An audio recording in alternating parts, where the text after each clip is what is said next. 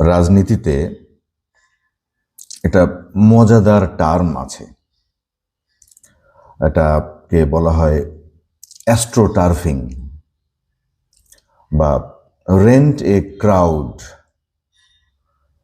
বাংলায় যদি বুঝি তাহলে এটাকে বলতে পারি যে ছদ্ম জনসমর্থন।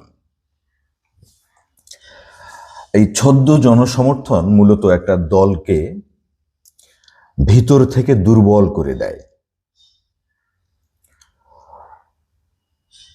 এটা কেন? মানে আমরা যারা ভাড়া করে রাজনীতি করাতে চাই, আমরা যারা ভাড়া করে ভিড় দেখাতে চাই, ভাড়া করা ভিড়, এটা সাময়িক একটা আলোচনা তৈরি করতে পারে। ভাড়া করা ভিড় আপনার স্থায়ী কোনো সম্পর্ক তৈরি করে না মূলত। তাই এখানে মানে আন্তরিক যে যোগসূত্র বা তৃণমূলের নেতৃত্ব ব্যাপারটা অনুপস্থিত থেকে যায়। এটাকে আমরা ভুয়া গণজোয়ার হিসেবে বলতে পারি। মানুষ আজকে যদি আসে আমার জন্য, কালকে আবার আরেকজনের জন্য যাবে।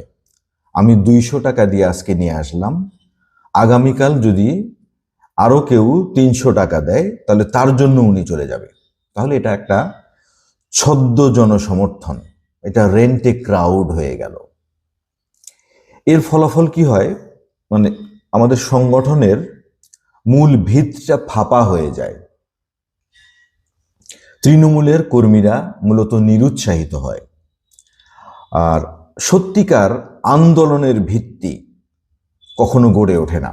ভোট কিন্তু আসলে একটা আন্দোলন। ভোটের মাধ্যমে জনগণ তাদের নিজের স্বকীয়তাটা প্রকাশ করবে যে আমরা সত্যিই এবার ধানের শীষ চাই।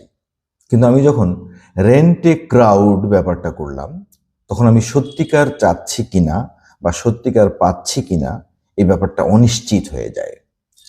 তাই সংগঠনের ভিত্তি নষ্ট না করে চলুন এই অ্যাস্ট্রো টার্ফিং অথবা রেন্টে ক্রাউড থেকে অথবা এই ছদ্ম জনসমর্থনটাকে পুঁজি করে রাজনীতি করা বন্ধ করি।